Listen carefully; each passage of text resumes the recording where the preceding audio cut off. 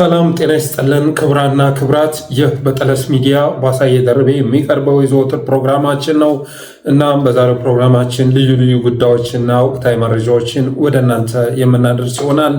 እናም የጠለስ ሚዲያ ሰብስክራይበር እና ሜምበር በመሆን ስቲከሮችን በማበረከት ብሎም ዝግጅታችንን ላይክ ሼር እያደረጋችሁ ለሌሎች በማጋራት እስከ ፕሮግራማችን ፍጻሜ ድረስ አብራችሁ ትቆዩ ዘንድ በአክብሮት እጋብዛለሁኝ። እስካሁን ድረስ የጠለስ ሚዲያ ሜምበርና ሰብስክራይበር የሆናችሁ ወገኖችን እያመሰገንኩ ሌሎች ወገኖችም ዝግጅታችንን ማየት ከመጀመራችሁ በፊት ሰብስክራይብ አድርጉ በማለት በቀጥታ ወደ ዕለቱ ፕሮግራም አልፋለሁኝ።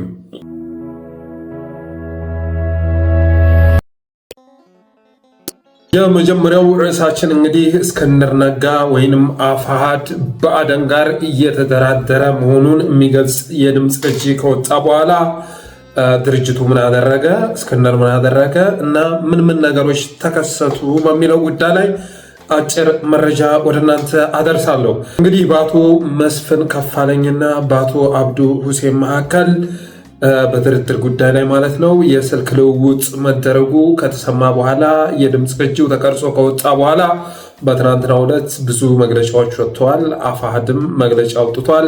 የወሎና የሸዋ ጠቅላይ ግዛት እዞችም መግለጫ አውጥቷል። የተለያየ መግለጫ ነው ያወጡት ማለት ይቻላል። እና አፋሕድ በመግለጫው ምን አለ?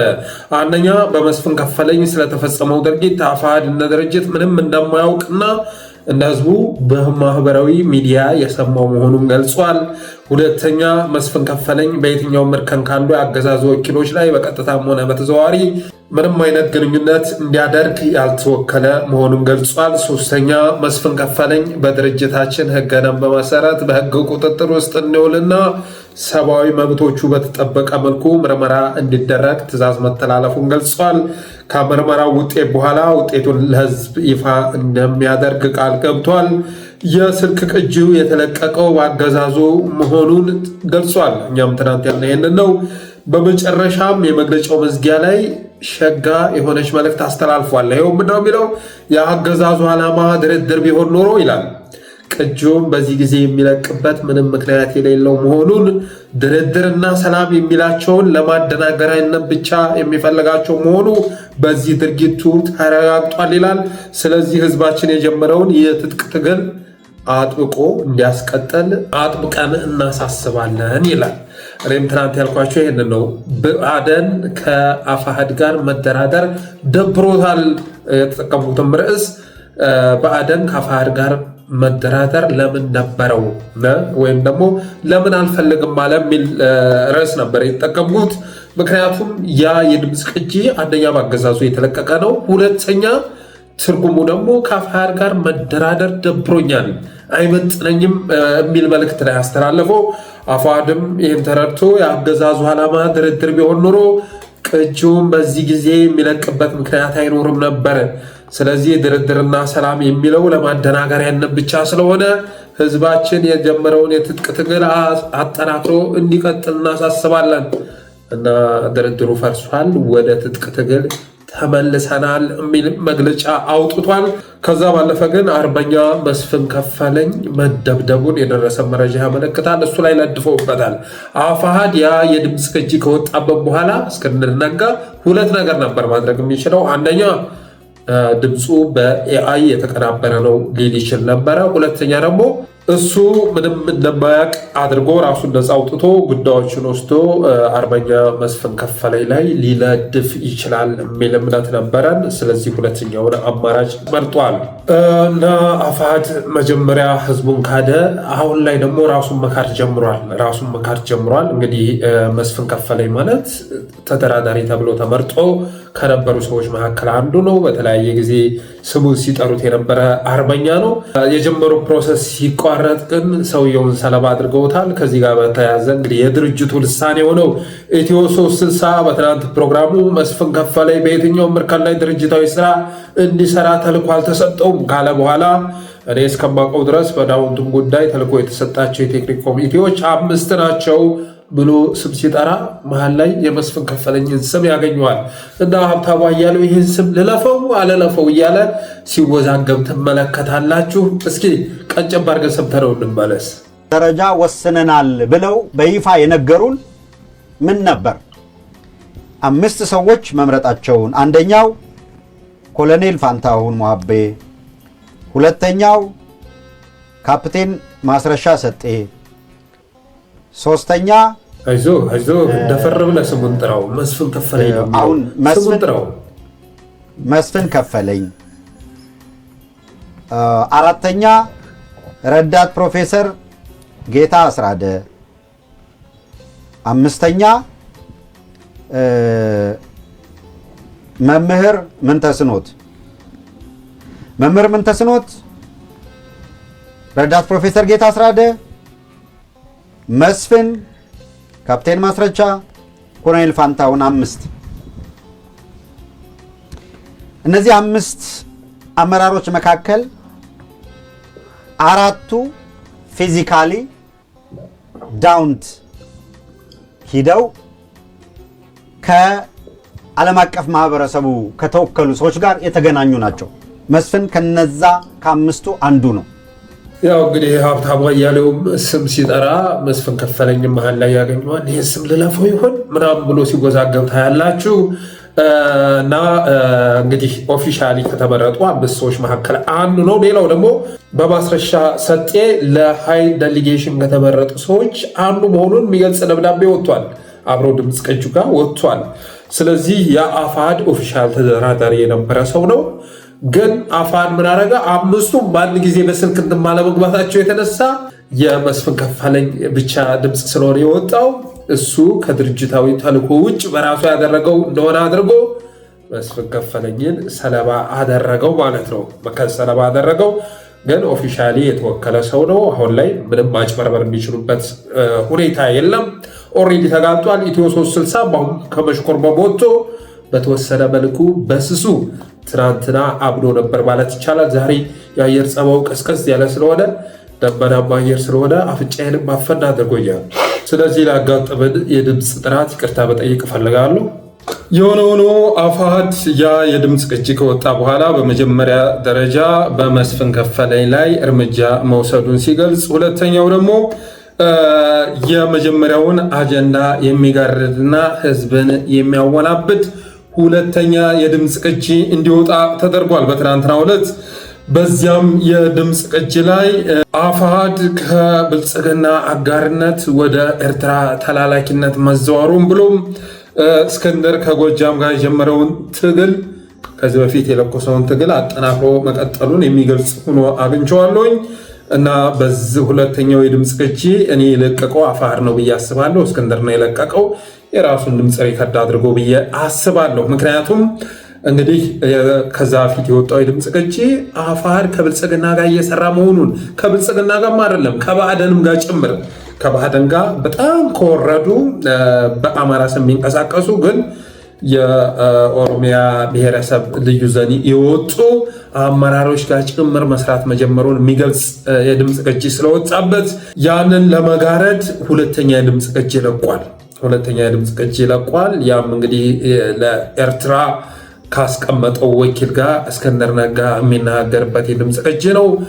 እና የኤርትራ መንግስት የትጥቅ ድጋፍ እንዲያደርግ ቢሮም አስመራ ላይ እንዲከፈት ትእዛዝ የሚሰጥ የድምፅ ቅጂ ነው የወጣው። ሆን ተብሎ የተለቀቀ ማለት ነው። እኛ ብልጽግና ጋር እየሰራን አይደለም። እንደውም ከኤርትራ ጋር እኮ እየሰራን ያለ ነው። ከኤርትራ ትጥቅ ለማግኘት ጥረት እያደረግን ያለ ነው። እዛም ቢሮ ለመክፈት ጥረት እያደረግን መሆኑን እወቁልን የሚል ድምፅ ቅጂ ነው። በተረፈ ግን ከጎጃም ጋር የጀመረውን ትግል አጠናክሮ መቀጠሉ የሚገልጽ ነው። ከዚህ በፊት ታስታውሳላችሁ፣ ሰለሞን አጠናው ጋር ስልክ ደውሉ ባረቀባቸው ያው እነ ዘመነ እኮ እየተለበለቡ ነው፣ አሁን ሶሻል ሚዲያው እነሱ ላይ ዘመቻ ከፍቶ እየለበለባቸው ነው ምናምን ሲል ነበረ። በትናንትናውም የድምፅ ቅጂ ላይ ያንኑ ንግግሩን በሌላ ቋንቋ ሲያስተጋባ ይሰማል። እኛ ጋር ሳለመለኮስ ሲሞክሩ እነሱ ላይ እየለበለባቸው ነው። አሁን ላይ አንዳንድ የሚዲያ ሰዎች አክቲቪስቶችን በስም ጠርቶም ጭምር ማለት ነው እኛን ትተው እነዘመነ ላይ ሆኗል ዘመቻቸው ምናምን እያለ ኤጀንቱን ሲያሽበለብለው ይሰማል። እስኪ ሁለቱንም የድምፅ ቅጂዎች ሰምተናቸው እንመለስ። መጀመሪያ ከሰለሞን አጠናው ጋር፣ ከዛ ደግሞ በትናንትናው ዕለት የወጣውን የድምፅ ቅጂ ቀንጨብ አድርገን እስኪ ሰምተን እንመለስ። እንትና ተናግሮ ማነው ዘመነ ተናግሮ ነበረ። ያው እዛ ፕሮግራም ላይ ወጥቶ እንኳን ደስ አላችሁ ሲል ነበር። ብሏል። አሰምተውኛል የተወሰነው ነው። እና በአጠቃላይ ከዳር እስከ ዳር ያለው ደጋፊዎቹ የራሱ ደጋፊዎች ማለት ነው ተነስተውበታል።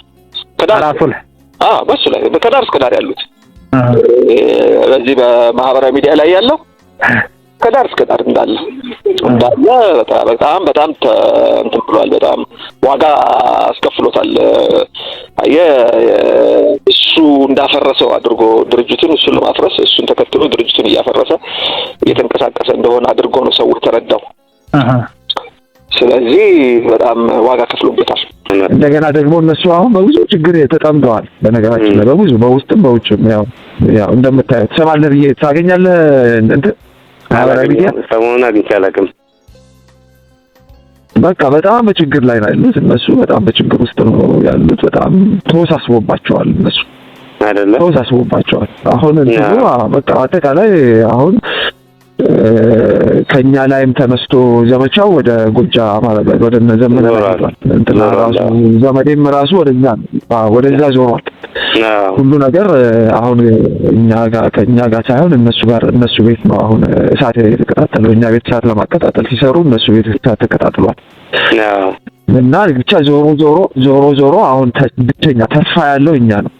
ኦኬ ያው እንደሰማችሁት ነው እንግዲህ እስክንድር ነጋ ሁሌም ቢሆን ኢቨን አብረውት የሚሰሩ ጓዶቹን እንደሚዋሻቸው እንደሚያጭበረብራቸው ነው የምትረዱት ከዚህ የድምፅ ቅጂ። ሶሻል ሚዲያ እንዴት ነው ሰሞኑን አክቲቭ ነበርክ ምናምን ይላል። አይደለንም ሲሉት ራሱ ምናብ ውስጥ የፈጠረውን መረጃ አውጥቶ ይሰጣችኋል ማለት ነው። እና ግብግቡም እንዳልተቋረጠ ነው የሚገባችሁ። ብልጽግና የተለያዩ እንግዲህ ስኳድንም ስትመለከቱ ፋፍደን የሚባለውንም ስትመለከቱ የብልጽግና ካድሬዎችንም ስትመለከቱ በብዛት ጎጃም ላይ የጎጃም አማራ ፋኖ ላይ ትኩረት አድርገው ሲሰሩ ታያላችሁ። ወሎ ህብረትም ጭምር ባለፈው አሁን የወጣውን እንትን ብትመለከቱ እነ ብሩክ አበጋዝ ያወጡትን ጎጃም ላይ ነው በቃ። እና ጋሻው መርሻም እዛ አካባቢ የሆነ ጠባብ ኃይል አለ እኔ ያልኩት ካልሆነ የሚል ሁሉንም ነገር በሱ ሚዛን ልክ መስፈር የሚፈልግ የሚል ተመሳሳይ ይዘት ያለው ጽሁፍ ሲያሰራጩ ነበረ። ትናንትና በለጠ ሞላም ይሄንኑ ደግሞታል። በለጠ ሞላ እንግዲህ የህዝብ ተወካዮች ምክር ቤት አባል የሆነው ዶክተር አበባው ከአሃዱ ቲቪ ጋር ቀርቦ በአብድ ውስጥ እየሆነ ያለው ነገር ላይ ማብራሪያው በመስጠቱ የተነሳ የነበለጠ ሞላን ክደት በማጋለጡ የተነሳ ትናንት መልስ ሰጥቷል በለጠ ሞላ። እና በዚያም መልሱ ላይ ያው ተመሳሳይ እነ ብሩክ አበጋዝ ሲናገሩት የነበረውን እነ ጋሻው መርሻ ሲናገሩት የነበረውን ነገር አንጸባርቋል። የእስክንድርም አስተሳሰብ ከነዛ ሰዎች የተለየ እንዳልሆነ ነው የተረዳሁት።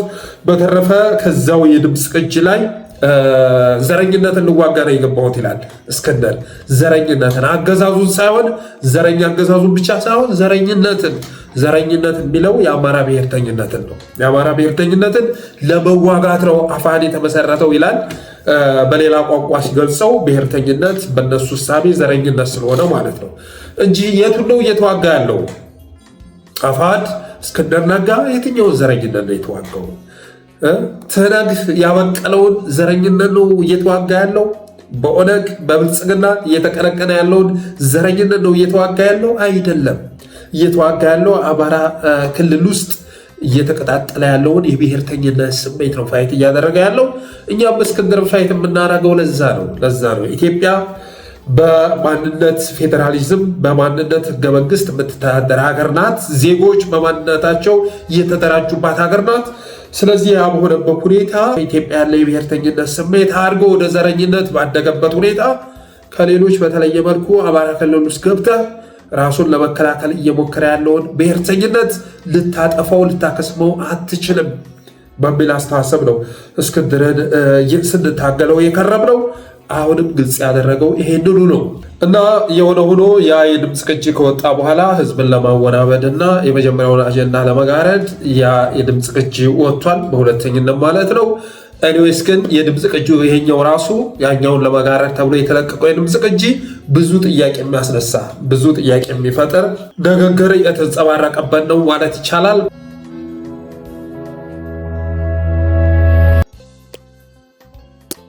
በሶስተኝነት ደግሞ የሀብት መውረስ አዋጅ ከወጣ በኋላ አገዛዙ በእነ ሀብታሙ አያሌው ስም ቤት በማግኘቱ የተነሳ አዲስ አበባ ላይ ያ ቤት እንዳይሸጥ እንዳይለወጥ መታገዱን የሚገልጽ ደብዳቤ ተለጥፎልን አይተናል። የሆነ ሆኖ ይህ ሁሉ ነገር ግን እውነታውን መቀየር አይችልም። አፋሕድ ከአገዛዙ ጋር አብሮ እየሰራ ነው። ከብልጽግና ጋር አብሮ ሲሰራ ቆይቷል። እንደውም በጣም በማይመጥን ሁኔታ ራሱ ዝቅ አድርጎ ነው እየሰራ ያለው። የመጀመሪያው ድምፅ ቅጂ ላይ እንዳያችሁት አቶ አብዱ ሁሴን አቶ መስፍን ከፈለኝ ላይ እንዴት እያለ ሲያናግረው እንደነበረ የተሻለ አስተሳሰብ ያለው እናንተ አይነት ጽንፈኛ ሽፍታ መኖሩ ይበረታታል እያለ ሁሉ ሲያሾፍበት ነበረ። ይህንንም የድምፅ ቅጂውን የለቀቀው አገዛዙ ነው። የለቀቀበት ምክንያት ደግሞ ለአፋሕድ 2ም 3 ወንበርም መስጠት አይገባም። እነሱን አዝሎ አሜሪካ ወይም አውሮፓ ድረስ ለምን ደግሞ ወስደው የድምፅ ቅጂውን ለቅቄ ሙሉ ለሙሉ ከጥቅም ውጭ አላደርጋቸውም ወይ? ብዙ ተቀባይነት የላቸውም። ብዙ የሚመሩት ጦር ስለሌለ ይሄኛው ኃይል ለሱ ሪሶርስም ወንበርም ማባከን አያስፈልግም በሚል አስተሳሰብ እንደለቀቁት ነው የምንረዳው። እና እኔ አፋሕድ ይህንን አይቶ እስክንድር ነጋ ይመለሳል ብዬ አላስብም። ከስሩ ያለው ጦር ግን ውሳኔ መወሰን አለባቸው። የክፍለ ጦር አመራሮች፣ የእዝ መሪዎች ውሳኔ መወሰን አለባቸው ብዬ አስባለሁ። እና ያ የድምፅ ቅጂ ከወጣ በኋላ አፋሕድ ምን አደረገ ከሚለው ወጥቼ ደግሞ የድምፅ ቅጂ ከወጣ በኋላ ምን ተከሰተ፣ ምን ተጽዕኖ መጣ በሚለው ጉዳይ ላይ አጭር መረጃ ወደ እናንተ ሳደርስ፣ አንደኛ ጎንደር ላይ በጠቅላይ ግዛቱ ስር የነበሩ በአፋሕድ ስር የነበሩ 1400 በላይ የአፋሕድ አደረጃጀት ውስጥ የነበሩ የፋኖ አባላቶች ለቀው ዛሬ ሚያዝያ 7 2017 ዓመተ ምህረት የአማራ ፋኖ አንድነት በጎንደርን ተቀላቅለዋል። 1400 የፋኖ አባላት የአማራ ፋኖ አንድነትን በጎንደር ተቀላቅለዋል። በአቀባበል ስነስርዓቱ ላይም የአማራ ፋኖ አንድነት በጎንደርን የሚመሩት የበላይ ጠባቂ አባት አርበኞች፣ ከፍተኛ ወታደራዊና ፖለቲካዊ አመራሮች ጭምር፣ የሃይማኖት አባቶች፣ የሀገር ሽማግሌዎች ጭምር በተገኙበት የአማራ ፋኖ አንድነት በጎንደርን ተቀላቅለዋል። ይሄ መልካም ዜና ነው፣ መልካም ዜና ነው። ስለዚህ ጎንደር ላይ ኦልሞስት አፋሕድ እየፈረሰ ነው ማለት ይቻላል። ወንድሞቻችንም ወደ ትክክለኛው አደረጃጀት እየተቀላቀሉ ነው። በሌላ መልኩ ደግሞ እንግዲህ እንዴት እንደሚወጣ ባይታወቅም በትናንትናው ዕለት ሌላ የድምፅ ቅጂ ወጥቷል። በዛም የድምፅ ቅጂ ላይ የሸዋ ጠቅላይ ግዛት እዝ የዘመቻ መምሪያ ኃላፊ የሆነው ሻለቃ አማንና የአፄ ዳዊት ክፍለ ጦር አዛዥ የሆነው ሻለቃ ሙሉቀን የተነጋገሩበት የድምፅ ቅጂ ወጥቷል። እና በዛም የድምፅ ቅጂ ላይ እንግዲህ ቀጨብ አድርጌ ያሰማችኋለሁ። ትግሉን ለግለሰብ መስጠታችን ልክ አልነበረም ሲሉ ይሰማሉ። ትግሉን ለግለሰብ መስጠታችን ልክ አልነበረም ሲሉ ይሰማሉ። እስቲ ቀጨብ አድርገን ሰምተነው እንመለስ። አሁን እንደዚህ ከሌሎች ከብዙ አደረጃጀቶች ጋር አቃቅሮን አገፋፍቶን ይህን ሁሉ ሲሆን እኛም ዝም ብለን የምናይ ከሆነ አንድ ሰው ወይ ሁለት ሰው አምቆን መቆየት የለበትም። ሷን እስክንድር ያስታጠቀው ብሎና ሀብታሙ የደነፉበት ሁኔታ ምናምን ያዘጋጀውት ያለኝ መረጃ ማለት ነው። ትክክል ተብሏል። የቱ ጋር ነው ያስታጠቀው? እሱ ያነሳሳኝ ያክል እሱ ያደራጀኝ ያክል ተደርጎ መወራቱ አላግባብ ነው። አማን እኔ በግልጽ የታዘብኩት ነገር ምን አለ መሰለህ? ይሉንታ በቃ ትናንትና ትልቅ ታጋይ ነበረ፣ እንደዚህ አድርጎ ለዚህ ተሰቃይቷል። እንዴ ይሰቃያ ታዲያ እንዴ? ይህን የመሰለ ትግል ማበላሸት መቻል አለበት እንዴ? እኛ ሀብታችን ሰራዊት ነው፣ ሌላ ሀብት የለም። በቅርብ ቀን እንደምናጣው አትጠራጠር።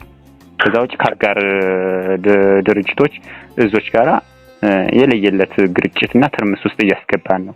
እነዚህ ሰዎች በዚህ ቅሬታ ውስጥ ሸዋ ውስጥ መጥተው ታግለው 4 ኪሎ ይገባሉ ማለት አይሆንም። ያው በድምፅ ቅጂው ላይ እንደሰማችሁት ትግሉን ለግለሰብ መስጠታችን ልክ አልነበረም። ሸዋ ጠቅላይ ግዛት ውስጥ ይህ ሰውዬ መግባቱ ከጉዳት ውጭ ምን አመጣለን? ምን ጥቅም አስገኘለን? መቼ አስታጠቀን? መቼ አሰለጠነን? ወይ ደግሞ የገንዘብ ድጋፍ ቢሆን እያደረገልን አይደለም። እና እያመጣ ያለው ነገር ብቸኛ ጉዳት ነው እያመጣብን ያለው። ከወንድሞቻችን ጋር አብረን እንድንሰራ እያቃቃረን ያለው አብረን ማንሰራበት ሁኔታ ተከስቷል። ገመዱን በጥሶታል። ከሌሎች ጋር ትርምስ ውስጥ እያስገባን ነው፣ እየነጠለን ነው ሲሉ ይሰማሉ። እና በዚህ አያያዛችን ከቀጠል ሰራዊታችንን ማጣታችን አይቀርም። የኛ ሀብታችን ሰራዊታችን ነው።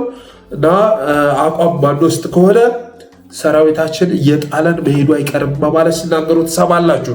እንግዲህ ይህን ንግግር የሚያደርጉት የሸዋ ጠቅላይ ግዛት እዝ የዘመቻ መምሪያ ኃላፊ የሆነው ሻለቃ አማንና የሸዋ ጠቅላይ ግዛት እዝ የአፄ ዳዊት ክፍለ ጦር አዛዥ ሻለቃ ሙልቀን ነው።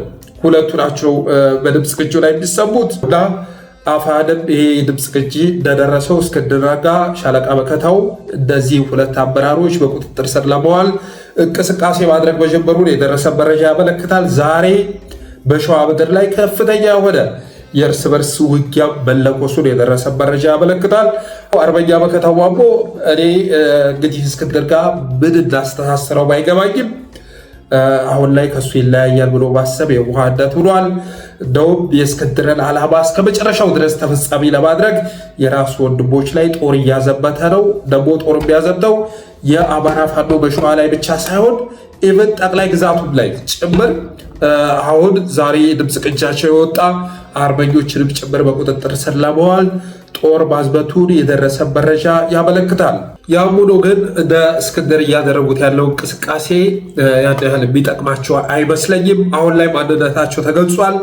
ስለዚህ መከታውም ሆነ ሌሎች አርበኞች የሚጠቅማቸው ከእስክንድር ጋር መለያየት፣ አፋሕድ የተባለ ድርጅት ማፍረስ እና እውነተኛ ድርጅት ለመመስረት መንቀሳቀስ ነው። የአፋሕድ ጉዳይ ያበቃለት ጉዳይ ነው ብዬ አስባለሁ። ጎንደር ላይ ኦልሬዲ 1400 አካባቢ የፋኖ ተዋጊዎች አማራ ፋኖ በጎንደር አንድነትን መቀላቀላቸው ተሰምቷል። ሸዋም ላይ እየፈረሰ ነው። ብዙዎች እየባነኑ ነው። የዘመቻ መምሪያ ኃላፊዎቹ ጨምሮ የክፍለ ጦር አመራሮች አሁን ላይ እስክንድር ጋር መንቀሳቀሳቸው ጉዳት እንዳመጣባቸውና ያስገኘው ጠቀሜታ አለመኖሩ በመረዳት ውሳኔ እየወሰኑ ነው። ግን እስክንድርም ሆነ መከታው በአማራ ትግል ውስጥ የበለጠ ጉዳት የሚያመጡት ወደፊት ነው ብዬ አስባለሁ። እንደተባደነባቸው ሲረዱ፣ ጦሩም እየከዳቸው መሆኑ ሲረዱ፣ ብቻቸውን እየተነጠሉ መሆኑ ሲረዱ የበለጠ ጉዳት ሸዋ ላይ ያስከትላሉ ብዬ አስባለሁ። ሸዋ ላይ አፋሕድ የያዘው ፕሮጀክት በቀላሉ ቢታጠፍ አልሆነም። አሁንም እየታየ ያለው ነገር ይሄው ነው እና በቀጣይ አቅም ካነሳቸው አገዛዙም ጋር ጭምር ተቀናይተው ፋኖ ላይ ሊዘምቱ ይችላሉ ብዬ አስባለሁ። ይህ ዘመቻቸው ግን የራሳቸውን ስም ከመግደል የራሳቸውን ማንነት የበለጠ ይፋ ከማድረግ ውጭ የሚጠክርላቸው ነገር የለም። ትናንት ኢትዮ 360 በሰራው ፕሮግራም ሰምታችሁ ከሆነ ሌሎቻችሁም ንክኪ ያላችሁ ሰዎች ይሄኔ ወደ አደባባይ ወጥታችሁ ያደረጋችሁትን ጥፋት ተናዛችሁ ህዝባችሁን ይቅርታ ጠይቁ፣ ይቅርታ ያደርግላችኋል በማለት ሲናገር ነበር። ይሄ ካላደረጋችሁ ግን አገዛዙ በየጊዜው የድምፅ ቅጂዎችን መረጃዎችን እያወጣ ብላክሜል እያደረገ ነው የሚጫወትባችሁ ቢል ማሳሰቢያ ሲሰጥ ነበር። እኔ ማሳሰቢያ ገዥ ነው ብዬ አስባለሁኝ። ብዙ ተነካክተዋል፣ ብዙ ተጨማልቀዋል። የራሳቸውን ስያሜ ለዚህኛው ፋኖ እየሰጡ ሳልሳይ ባዕዳን እያሉ እነሱ ዳግማዊ ባዕዳን ሆነው ሳለ ራሳቸው ቢሰሩትን ሌሎች ላይ እያላከኩ ስኬፕጎት እየፈለጉ ብዙ ስራ ሲሰሩ ነበር። አሁን በዛ መልኩ ቢቀጥሉበት ሁኔታ የለም። ስለዚህ ጠቃሚው ነገር ህዝብን ይቅርታ ጠይቆ እስክንድር ነጋም ሹልክ ብሎ ከፋኖ ትግል መውጣቱ ነው የሚጠቅመው። እኔ በወንድማሞች መካከል ቢደረግ መገዳደልም መተኳኮስን አልደግፍም። ስለዚህ እስክንድርም ሆነ መከታው ሾልከው ቢወጡ ነው በመክረው።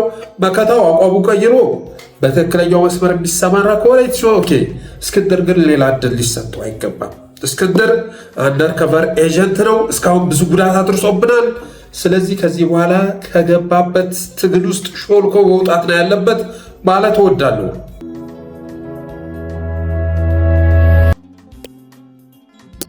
ወደ ቀጣዩ መረጃ ስንሸጋገር የኦነግ አመራሮችን ከጥቅም ውጭ ለማድረግ አንዳንዶቹን ከጥቅም ውጭ ለማድረግ አንዳንዶቹን ደግሞ ወደ ሰላማዊ መስመር ለማስገባት አንዳንድ ስራዎች እየተሰሩ መሆናቸውን የደረሰን መረጃ ያመለክታል። ከዚህ ጋር በተያያዘ ለምሳሌ በአንዳንዶቹ አካውንት ውስጥ ባለቤቶቹ ሳያውቁ በሚሊዮን የሚቆጠር ገንዘብ በማስቀመጥ ለአንዳንዶቹ ደግሞ በስማቸው ካርታ በማዘጋጀት እና ያ መረጃ ወደ ሚዲያ እንዲወጣ በማድረግ አገዛዙ ጋር እየሰሩ ነው የሚል ፕሮፓጋንዳ በመክፈት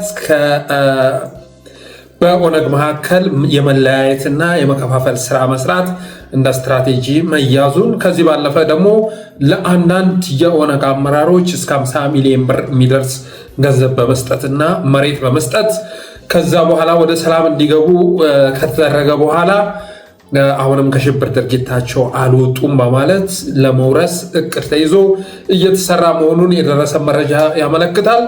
እንግዲህ 50 ሚሊዮን ብር በአካውንታቸው ይገባል፣ መሬት ይሰጣቸዋል። ከዛ ወደ ሰላም ከመጡ በኋላ ከትግሉ ከተለያዩ በኋላ ከሽብር ድርጊታቸው መውጣት አልቻሉም ብሎ እንደገና ገንዘቡንም መሬቱንም ለመቀማት አቅደው እየተንቀሳቀሱ ነው የሚል መረጃ ደርሶናል።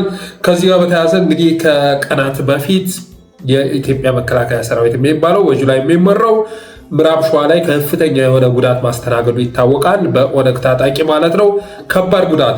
ከዚህ ጋር በተያያዘም ያን ጦር የሚመራው ጀኔራል ዘውዱ በላይ መታሰሩን የሚገልጽ መረጃ ደርሶናል። በምዕራብ ሸዋ ወታደሩን በሸኔ አስበልተሃል ተብሎ ጀኔራል ዘውዱ በላይ በቁጥጥር ስር ውሏል የሚል መረጃ ለጠለስ ሚዲያ ደርሷል።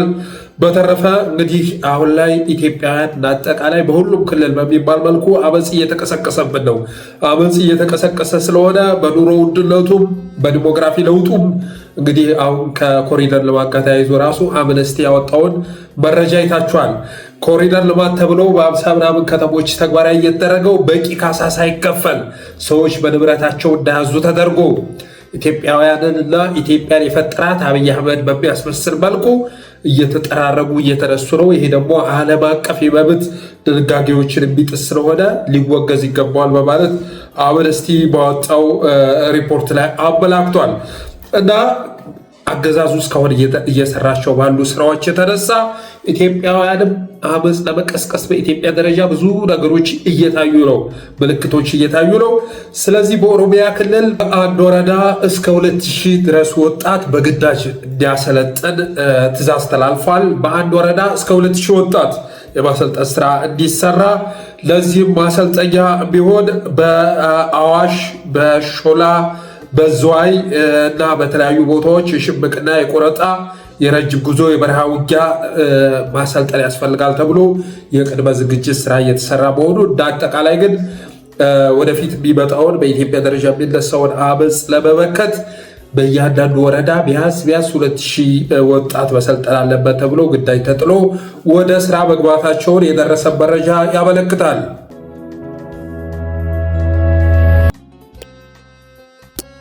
ይህም ብለን ወደ ቀጣው መረጃ ስንሸጋገር ጸናጽል፣ ከበሮና መቋሚያ የኢትዮጵያ ኦርቶዶክስ ተዋሕዶ ቤተክርስቲያን ንብረት ሆኖ ተመዘገበ የሚል መረጃ ዛሬ ወጥቷል። ጸናጽል፣ ከበሮና መቋሚያ ከሌሎች ከ10 በላይ ቅዱሳን መጽሐፍት ጋር በኢትዮጵያ ኦርቶዶክስ ተዋሕዶ ቤተክርስቲያን አእምሯዊ ንብረት መሆናቸው ተረጋግጦ ከሚያዝያ 3 ቀን 2017 ዓ.ም ጀምሮ በኢትዮጵያ አእምሯዊ ንብረት ባለስልጣን በቅጅና ተዛማጅ መብቶች ስራ ተመዝግበዋል ይላል። በኢትዮጵያ ኦርቶዶክስ ተዋሕዶ ቤተክርስቲያን የቅርስ ጥበቃ ቤተ መጻሕፍት ወመዘክር መምሪያ በአእምሯዊ ንብረት አብይ ኮሚቴ አማካኝነት በርካታ የቤተክርስቲያን ንብረቶች ተመዝግበው እውቅና አግኝተዋል ይላል የኢትዮጵያ ኦርቶዶክስ ተዋሕዶ ቤተክርስቲያን ሕዝብ ግንኙነት ያወጣው መግለጫ። እና ይሄ ነገር ጥሩ ቢሆንም በሌላ መልኩ ግን የኢትዮጵያ ኦርቶዶክስ ተዋሕዶ ቤተክርስቲያን መገለጫ የሆኑትን ቅርሶች የሆኑትን ከበሮን፣ ጸናጽልን ጨምሮ እየቀማ ያለው ማን ነው? ወደ ሌሎች እያዛወረ ያለው ማን ነው? አገዛዙ ነው።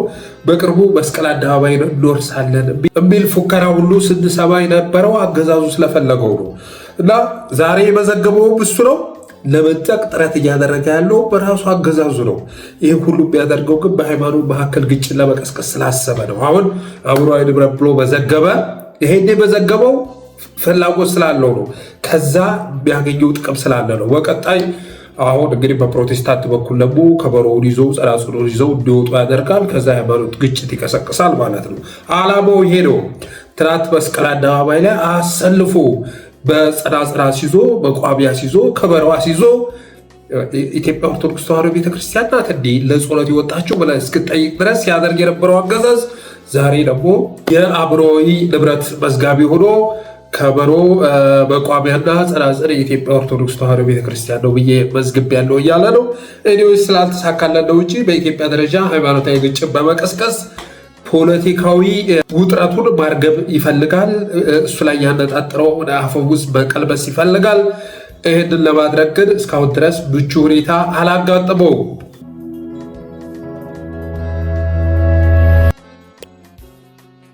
በመጨረሻም የደረሰኝ መረጃ የአማራ ፋኖ አመራሮችን እርስ በርስ ለማገዳደልና የውሸት መረጃዎችን በአርቲፊሻል ኢንተለጀንስ አማካኝነት በማዘጋጀት ማለት ነው ለማሰራጨት ዝግጅት መደረጉን የሚገልጽ መረጃ ደርሶኛል። እስካሁን ድረስ እንግዲህ ከባለቤቱ አንደበት ሲወጡ የነበሩ የድምፅ ቅጂዎች ሲለቅልን ነበር። አሁን የደረሰኝ ደግሞ ሌሎች ቦታዎች ላይ የፋኖ አመራሮችን በማገዳደል በመግደልም ጭምር እንደገና ሌሎችን ቢወነጅልበት የድምፅ ቅጂ መዘጋጀቱን የሚደርስ መረጃ ደርሶናል። ጎንደር አካባቢም አንዳንድ ነገሮች መኖራቸውን ሰምተናል። ስለዚህ በተቻለ መጠን በወንድማማቾች መካከል ደም መፋሰስ መከሰት የለበትም። ጉዳዩን በንግግር ማድረግ ይገባል። አሁን ላይ የተሸነፈ የትግል መስመር አለ። የአፋሕድ የትግል መስመር ተሸንፏል። አድርባይ መሆኑ ተረጋግጧል። ትግል ጠላፊ መሆኑ ተረጋግጧል።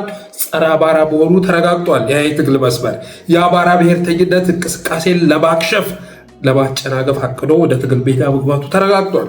ስለዚህ ወንድሞቻችን እዛ መስመር ላይ መመናቸቅ የለባችሁም እና ወደ ትክክለኛው መስመር መመለስ አለባችሁ። ከዛ ውጭ ግን ደም መፋሰስ ተገቢ አይደለም በማለት የዛሬው ፕሮግራማችንን ስንቋጭ ለተፈጠረው የድምፅ ጉድለት እንግዲህ ደመናማ ሲሆን አየሩ አፍንጫችንን አፈን ያደርገናል። ለእሱ ይቅርታ መጠየቅ ነው። ከዚህ ባለፈ ግን የጠለስ ሚዲያ ሜምበርና ሰብስክራይበር በመሆን ስቲከሮችን በማበረከት ብሎም ዝግጅቶቻችንን ላይክ፣ ሸር እያደረጋችሁ ለሌሎች በማጋራት ሚዲያችንን አበረታቱ እላለሁ። አመሰግናለሁ።